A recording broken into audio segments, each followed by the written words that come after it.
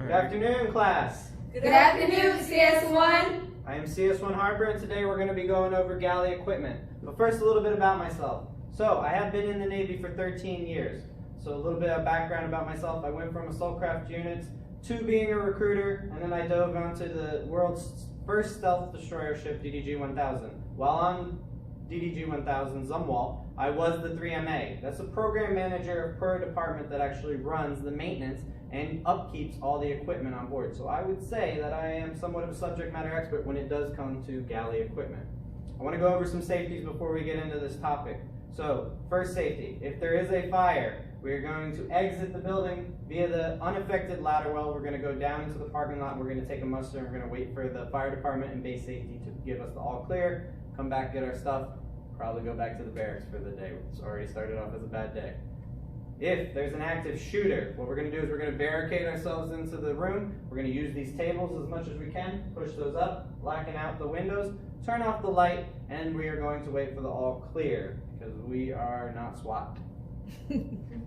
Alright, so let's get started on this. First thing we're going to go over is lesson objectives. Upon completion of this lesson, the trainee will be able to 1. Describe the operational description of various food service equipment.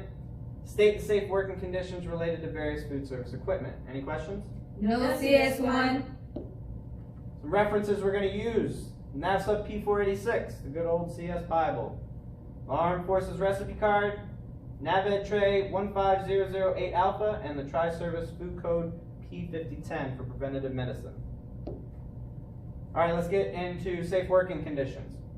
Safe working conditions that are required in order to have a successful galley, right? Some of these include ample working space, adequate lighting and insulation, proper machine guards, proper care of the floors, good housekeeping, fire safety, and always safe and clean clothing.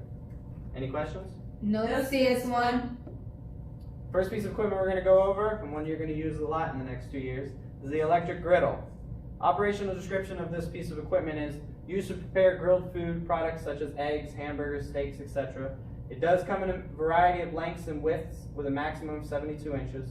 Thermostats and control lights are mounted on the front as you see in this picture, and temperatures normally range from 200 to 500 degrees Fahrenheit. So it does get hot. Any questions? No, CS1. Next piece of equipment you're going to use very often on a ship is going to be the electric steam jacketed kettle. The operational description of this item is used for cooking, heating, and preparing a variety of food products. It is steam or electric powered, may be used as a heating medium, but on most ships right now it's electric. There's not too many steam ships left out there. The capacity ranges from 5 to 80 gallons, may be freestanding or dresser mounted, and the steam pressure is limited by a safety relief valve. That has some safety mechanisms in it. Just always know that the discharge valve should be pointing down so it does not burn you, and it should be down into a deck drain. Any questions? No, CS1. So we're going to go over the summary. During this, we described the operational descriptions of various food service equipment. We stated the safe working conditions related to various food service working equipment. Do you have any questions? No, CS1. Time for the best part.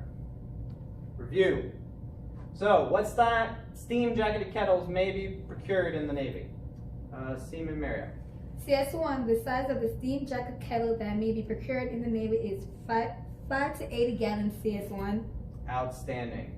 That is correct. 5 to 80 gallons is the size of the steam jacketed kettles we use in the Navy. Next question. What are the normal temperature ranges of the griddle? Seaman Hauser? CS1, the normal temperature ranges of the griddle is 200 to 500 degrees Fahrenheit, CS1. Great, absolutely. 200 to 500 degrees Fahrenheit is the working conditions of the electric range griddles. Are there any other questions? No, CS1.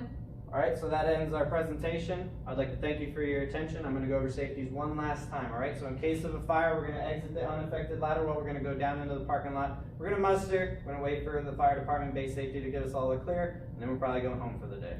If there's an active shooter, we're going to barricade ourselves in the room. We're going to turn the lights off, blacken the windows, make sure our phones are off, and again, we're going to wait for the police department and base safety to come and do the all clear, and then we'll probably actually continue with the lesson for today. Are there any other questions? No, CS1. I've been CS1 Harper, and this has been Galley Equipment. Thank you for your attention. Thank